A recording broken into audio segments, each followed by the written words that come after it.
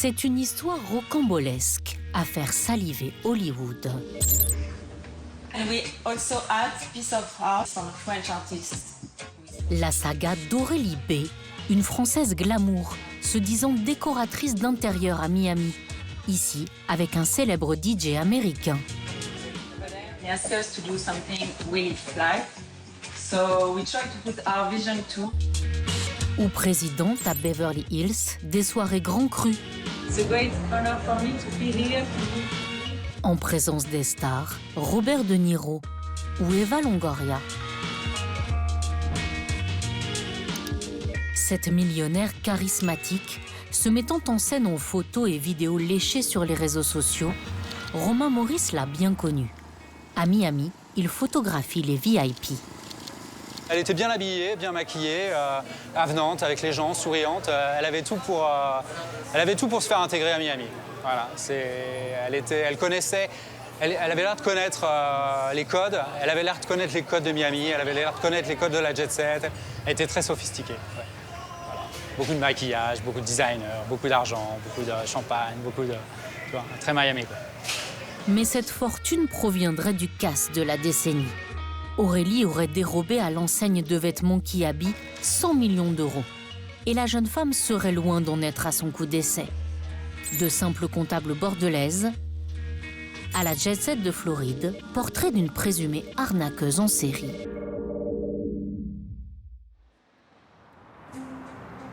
Née à Bordeaux il y a 39 ans, Aurélie B est issue de la classe moyenne. Fille unique, père employé de l'industrie automobile, mère infirmière. Après des études de comptabilité, elle intègre en Gironde le siège de Cultura, une enseigne de loisirs créatifs. De trésorière junior à confirmée, elle y reste 11 ans et se rend coupable, selon nos confrères du Parisien, d'une première escroquerie. Elle aurait utilisé la carte bancaire de l'entreprise pour dérober 60 000 euros. Cultura ne dément pas, mais n'a intenté aucune poursuite. Aurélie a 24 ans.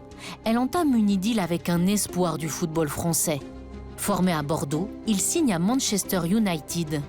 Très vite, elle utilise le chéquier du sportif pour se virer de l'argent. 140 chèques pendant 2 ans et demi, pour 900 000 euros. Le footballeur découvre l'arnaque en 2013. Son avocat nous a déclaré: Nous avons réglé l'affaire à l'amiable. La banque n'avait pas vérifié qu'Aurélie signait les chèques de son nom, sans même falsifier la signature de mon client. Cette banque nous a donc remboursé les 900 000 euros. Bénéficiant du silence de ses victimes, peut-être honteuse de s'être fait escroquer, la jeune femme passe 7 fois encore entre les mailles du filet. À 32 ans, Aurélie déménage en région parisienne, dans cet immeuble d'Issy-les-Moulineaux. Son voisin de palier lui louait un parking. Ouais, elle avait un bon niveau de vie. C'était quelqu'un qui croquait la vie à pleines dents. Elle arborait des montres, des vêtements de luxe, des choses comme ça. Moi, au niveau véhicule, etc., un joli SUV. Elle avait confié qu'elle irait faire carrière aux États-Unis, dans l'immobilier de luxe, etc., donc elle s'en cachait pas. Et voilà, moi je trouvais ça normal. Je me suis dit, bon, elle a de l'ambition, tant mieux, je l'encourageais. Omnes Éducation, un groupe d'écoles de commerce, la recrute en tant que trésorière pour 4 400 € net. Dans le compte-rendu de son entretien d'embauche, la chasseuse de tête déclare: Elle fait preuve d'un fort contrôle émotionnel face aux situations. Il est difficile de lire en elle. En un an, Aurélie détourne chez Omnes près de 800 000 €. Une fuite en avant. Maître Mélanie Portalis était son avocate dans ce dossier. Sa cliente a falsifié 36 factures, afin qu'Omnes les paye 2 fois. Une première au fournisseur, une seconde sur le compte bancaire d'Aurélie. Elle soumettait donc des factures avec son RIB, avec un système de double facturation.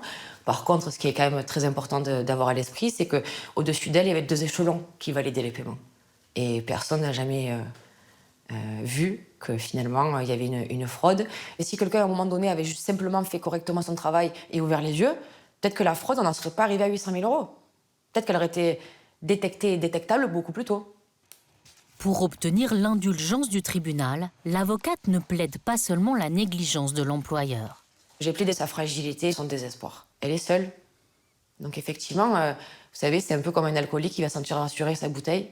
Elle se sent rassurée, accompagnée d'objets de luxe pour se dire que finalement, elle a des choses, elle a quelque chose. Elle est quelqu'un. Elle a tout flambé. En quoi, donc, exactement? Objets de luxe. Soirée. Soirée. Vous savez, la personne qui arrive et qui compte pas les bouteilles de champagne avec les paillettes d'or à l'intérieur. Mais c'est vrai que pour moi, c'est plus, vous savez, d'aller dans la soirée, d'avoir des belles choses et du coup d'attirer la sympathie, d'attirer les regards et d'attirer l'amour qu'elle n'a pas eu auprès de sa famille. En garde à vue, Aurélie déclare alors « J'ai pété un câble. J'ai été prise dans un engrenage. » Le 3 juillet 2023, la justice la condamne à 2 ans de prison avec sursis. Quelle relation entretient-elle avec ses parents?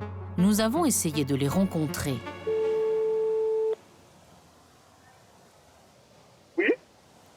Oui, bonjour madame, je suis journaliste. Est-ce que je pourrais m'entretenir avec vous, s'il vous plaît? Non, pas du tout, madame.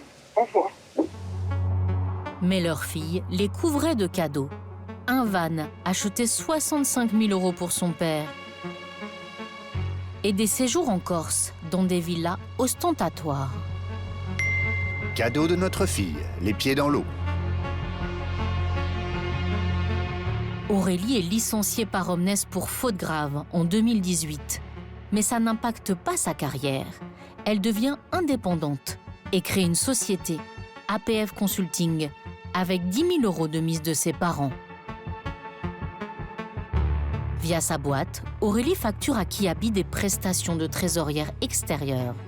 C'est en août 2023 qu'elle aurait convaincu l'enseigne de placer 100 millions d'euros dans une banque allemande. Objectif, récolter de juteux intérêts.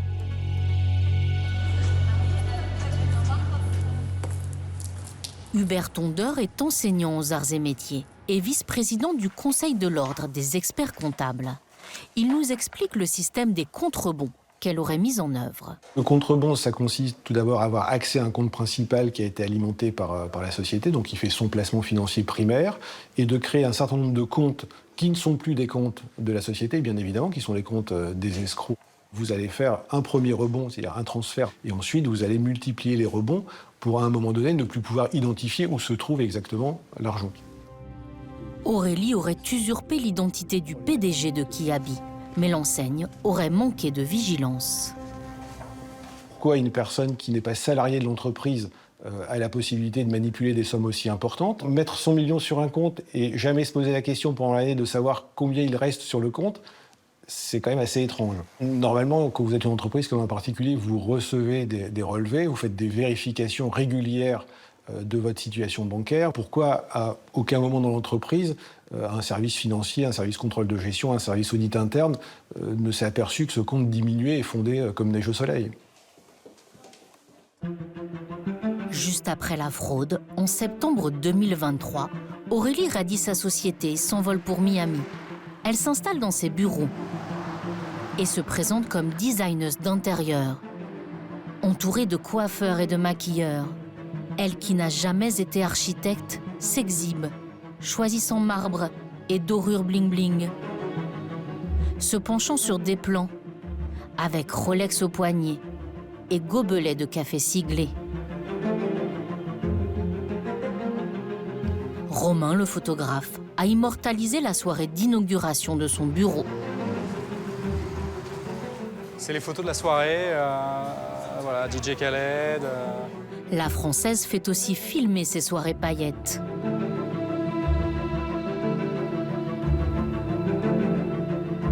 Cet event était très luxueux, il y avait beaucoup de belles pièces d'art, d'art contemporain, grosse qualité de design, il y avait beaucoup d'argent, beaucoup de champagne, des célébrités sont venues.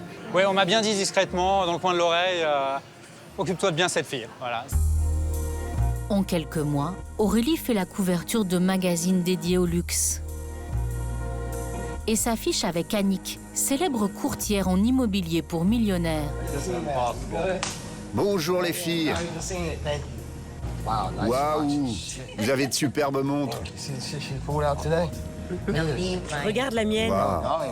La Française parvient à donner le change tel un caméléon, comme lorsqu'elle relook le lounge de DJ Khaled. So we create this marble ball with the logo on it to make him feel like home and feel comfortable in this space. So we also create a star ceiling, 3000 LEDs, which we could change the colors, we could change the moods also. So, and all of that in the 2 weeks challenge. Via Annick, la courtière, Aurélie s'achète aussi cette maison sur Allison Island. Piscine, 5 chambres, 5 salles de bain, pour près de 17 millions de dollars. Un achat réalisé via une nébuleuse de société, immatriculée en Floride et dans le Wyoming, un paradis fiscal. Promoteur immobilier à Miami, Pascal Nicolai connaît bien Allison Island, où vivait Aurélie. Toutes les maisons sont sur l'eau, donc il n'y a pas une maison qui n'est pas sur l'eau. Vous avez Tom Brady qui est sur l'île d'en face, qui est le footballeur américain, vous avez Bezos, vous avez des gens très riches, oui. Parce qu'elle cherchait à s'acheter des relations et des amis, Aurélie l'avait ciblée dans ses contacts.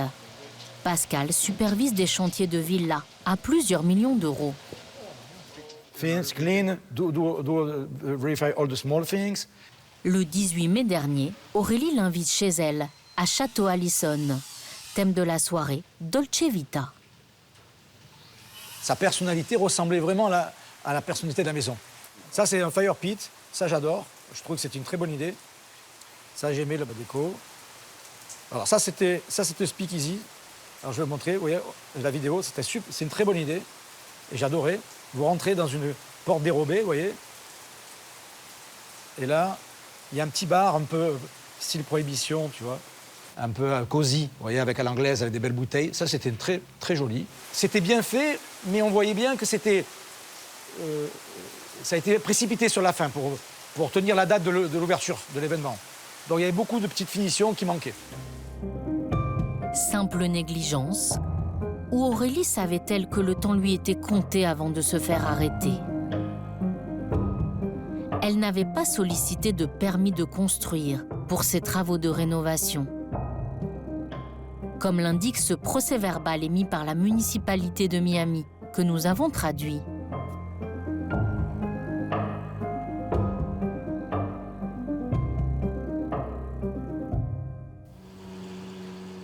À Miami, Aurélie dépensait sans compter chez ce caviste français haut de gamme. Merci à tous d'être venus à l'heure. Bienvenue Pablo. Il y a quelques jours, dîner à 1 400 € par personne. Du caviar, des truffes et 14 grands crus. Et on a les meilleurs clients qui sont là, donc bien entendu, Aurélie, avec son niveau de dépense et l'intérêt qu'elle portait à tous ces grands vins du monde entier, avait exprimé son envie d'être mise. Philippe a réalisé la cave à vin d'Aurélie dans sa villa, Château Allison. Il lui rendait des services, comme cette fois où elle cherchait un box de stockage. Je l'ai vraiment texté quelques jours avant qu'elle disparaisse pour nous de la circulation. Ben voilà, regardez, Aurélie Miami. Non, ben j'ai trouvé depuis. Donc voilà, merci beaucoup, mais c'est OK de ce côté-là. On est bon. Voilà un petit peu l'exemple de la cave qui avait été construite pour elle. On voit des Magnum, on voit des Jéroboam de Pétrus. En regardant bien, on est sur des dizaines de milliers de dollars. Aurélie, dès le début, lorsqu'elle est venue nous voir, elle nous avait dit qu'elle était très passionnée au niveau du vin. Elle avait une connaissance, bien entendu, assez impressionnante quand même, surtout au niveau des vins français. Mais c'était une personne qui utilisait plus le porte-monnaie qu'autre chose, donc qui allait très fort. Aurélie, venue dès le début avec les grands vins, c'était des grands crus. Il n'y avait aucun problème quand il s'agissait du prix, et surtout aucun problème à partager avec les personnes et à se trouver très vite cette passion commune, apparemment, avec nos clients. La Dolce Vita d'Aurélie en Floride s'arrête brusquement l'été dernier. En juillet, Kiabi souhaite récupérer son placement, mais il n'y a plus rien. L'enseigne porte plainte. Un cadre nous a confié que ce trou de 100 millions ne menacerait pas l'entreprise. La mode à petit prix, mais gros profit. Ça marche de malade Kiabi. On réalise un chiffre d'affaires de 2,2 milliards d'euros. Donc la perte représente juste 3 ou 4%. Les syndicats, eux, restent inquiets pour les comptes de l'entreprise. Le 12 août, Aurélie B est arrêtée sur le tarmac de l'aéroport de Figari, en Corse. Descendant de son jet privé, en possession de 500 000 euros de bijoux. Mise en examen pour escroquerie et blanchiment en bande organisée, l'arnaqueuse présumée dort désormais en prison et risque 10 ans de détention.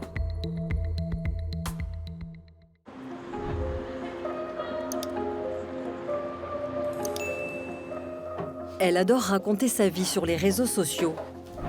Mais cette fois, Yasmine Berbache, 23 ans, se sent un peu dépassée par le buzz qui tourne autour d'elle. Depuis plus d'un mois, la jeune femme qui se présentait comme une riche héritière est accusée par ses proches d'être une mythomane, doublée d'une voleuse.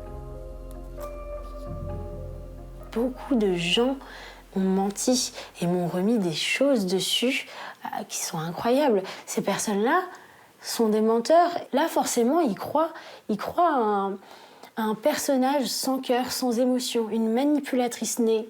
Et alors, en termes de plaintes, vous en avez combien sur le dos? Je sais pas, apparemment, certains me disent que j'en ai 8, d'autres me disent que j'en ai 4, d'autres me disent que j'en ai 100. Je ne crois personne. Sincèrement, je ne m'inquiète vraiment pas pour moi au niveau judiciaire parce que tout ce que on me remet sur le dos, le personnage qu'on essaie de faire croire aux gens est faux.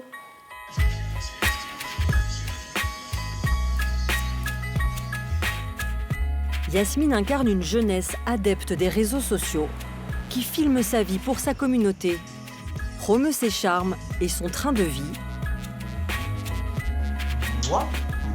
Mais aujourd'hui, elle est aussi obligée d'y régler ses comptes. À l'origine du scandale, Sacha, son dernier petit ami. Candidat malheureux de The Voice en 2016, il publie un texte assassin le 18 avril dernier sur Instagram, dans lequel il accuse Yasmine de l'avoir volée. Cette fille se fait passer pour une personne issue d'une famille de millionnaires, afin de soutirer de l'argent à ses victimes, dont je fais partie. N'hésitez pas à partager ce post.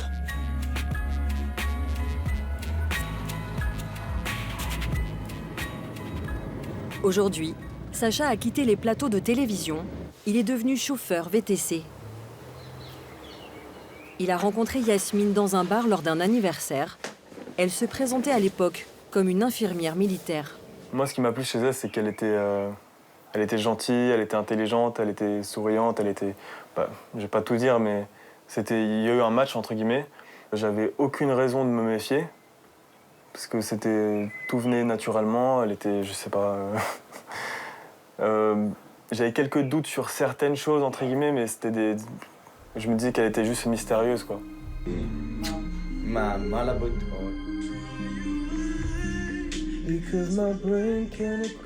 Durant 1 mois et demi, il file le parfait amour. Mais Sacha réalise que Yasmine lui ment souvent. Il lui reproche de vouloir le séparer de son groupe d'amis. Après une énième dispute, il décide de la quitter. Donc elle est venue récupérer ses affaires à la maison, ses sacs. Moi, je retourne chez mon ami. Et là, ma mère m'appelle en disant « Ouais, Sacha, c'est bizarre. Il y a une photo de ton père sur la table de chevet, elle devrait pas être là.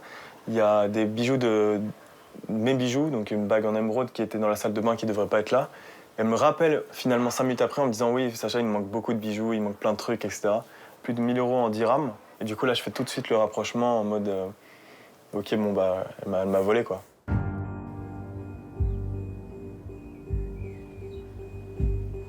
Sacha est sous le choc, car l'argent et de nombreux bijoux appartenaient à son père, récemment décédé. Voilà, plein de bijoux. Enfin, c'est de l'or, c'est des pierres précieuses. Des pierres précieuses, voilà. Il y a une valeur sentimentale, bien sûr. Voilà, il y a une valeur financière, mais ces bijoux, on ne les aurait jamais vendus.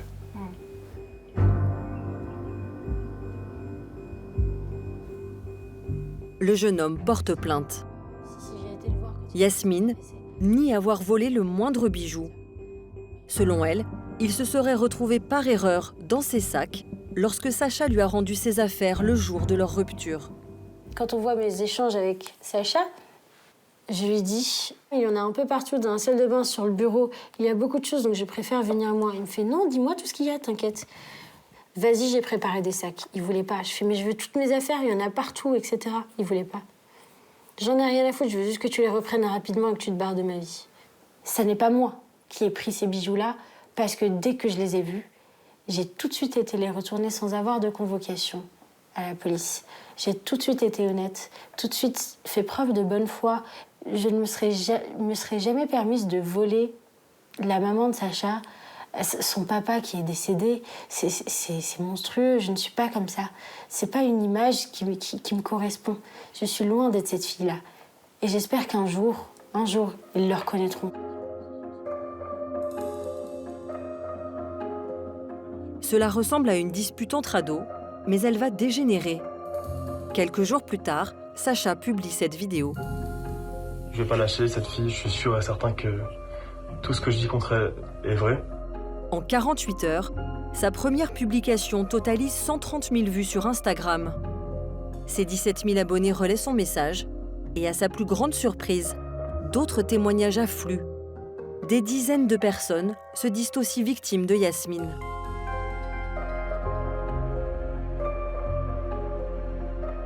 J'ai été victime de cette fille également. Je suis bien contente que le masque de cette fille tombe. Elle a fait tellement de choses identiques dans notre département. Et elle a disparu du jour au lendemain. C'était une amie et elle m'a fait pareil. J'ai vécu la même chose avec elle. J'ai porté plainte aussi pour vol contre elle. Courage.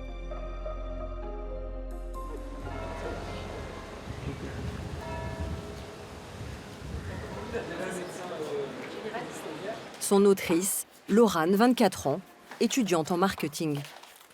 Elle a connu Yasmine au lycée et l'a hébergée chez elle pendant 2 mois fin 2020. Elle était hyper agréable, il n'y avait pas de... Franchement, hyper sociable, gentille, rigolote, avenante avec les gens. Aucun point négatif, en fait. Quand on la voit pour la première fois, on ne se pose pas de questions. À l'époque, Yasmine a tout juste 19 ans.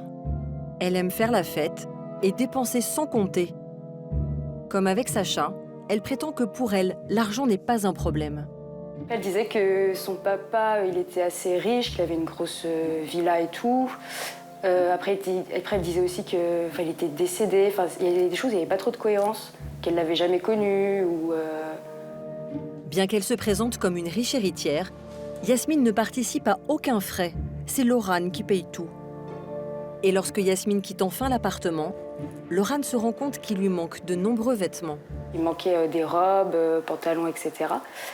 Et du coup, elle a dit « Ah bah je sais pas, je regarderai, mais je pense pas ». Du coup, je lui ai redemandé au moins 4-5 fois d'affilée pour qu'au final, après, elle me les rende. Mais bon, elle me les a rendus tachés, abîmés, enfin voilà. Et arrive un jour, en fait, la banque m'appelle du coup. Et elle me dit que, en fait, parce que j'ai jamais eu de soucis, j'ai jamais été à découvert ou quoi que ce soit, donc c'est pour ça que c'est la première fois qu'il m'appelait et qu'il me disait bah, vous n'avez plus d'argent sur votre compte. Il y avait pas mal de choses, en fait, du coup, qu'elle avait payées avec ma carte. Une location d'appartement au ski qu'elle aurait rendue dans un état déplorable. Des abonnements à des jeux en ligne, des abonnements téléphoniques et un billet de train pour Paris. Au total, près de 1 000 € de dépenses. Malgré sa plainte, Laurane n'a pas été remboursée et n'a plus jamais eu de nouvelles de Yasmine.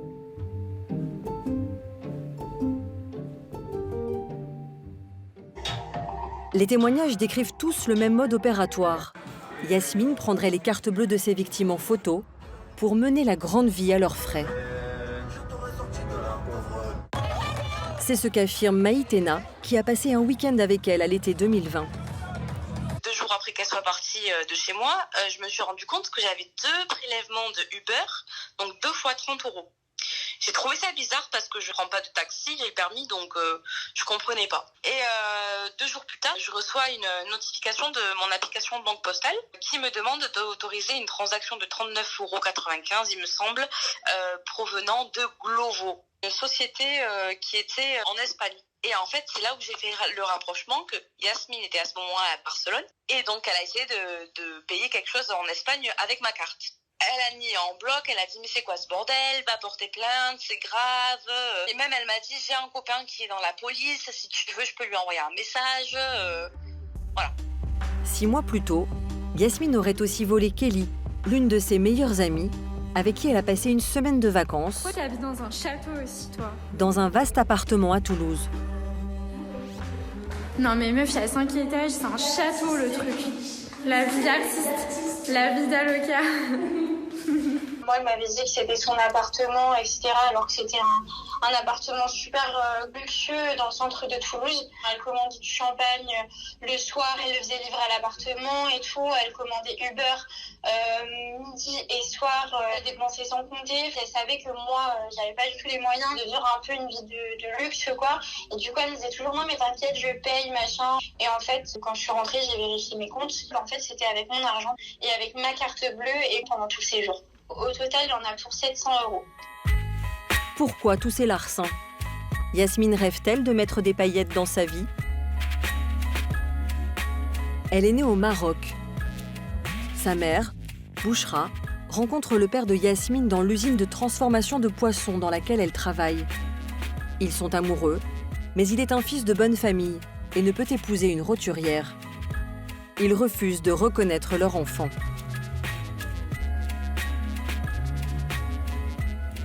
Yasmine arrive en France à l'âge de 8 ans. Sa mère se marie avec Jean, qui devient son père adoptif. Elle grandit dans la cité HLM de Croin, à Cognac.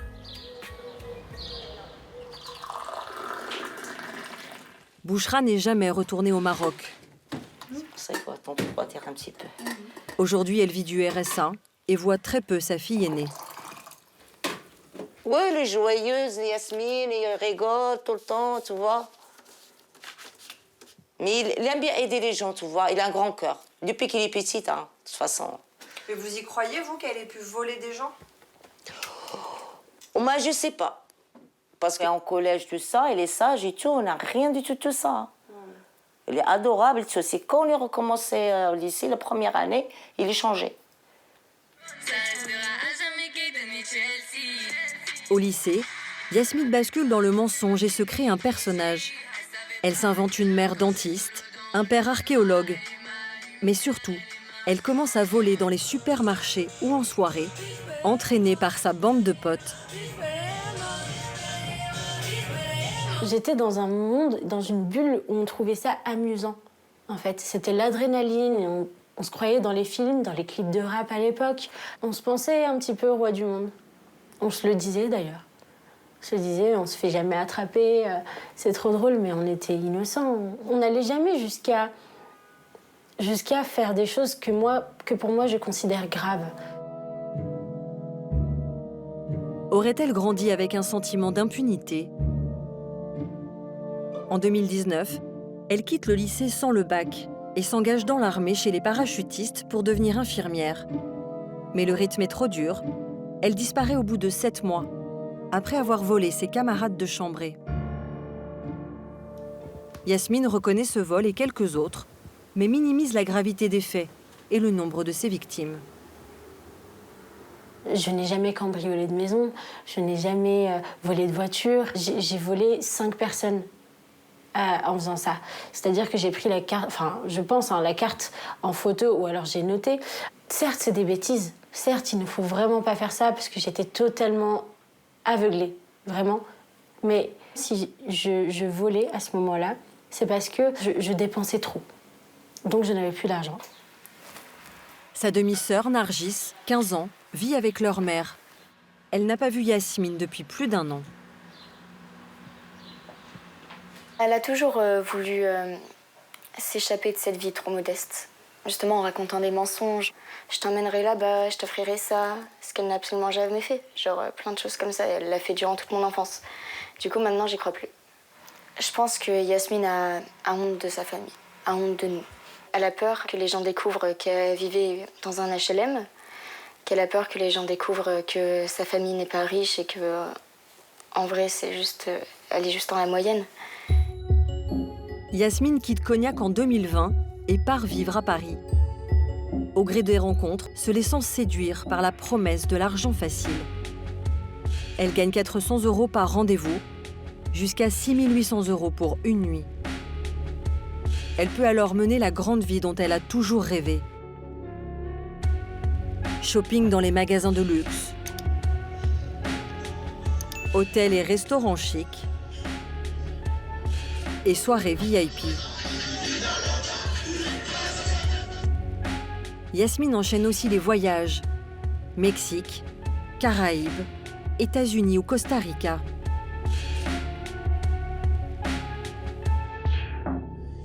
Elle flambe, fait la fête, boostée par les drogues qu'elle reconnaît consommer régulièrement. Malgré ce train de vie, elle n'aurait pas perdu ses mauvaises habitudes.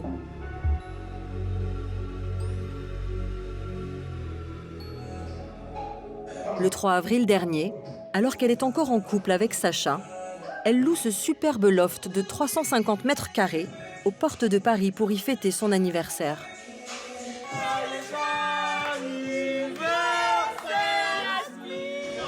Elle invite une cinquantaine d'amis pour 2 nuits de fête.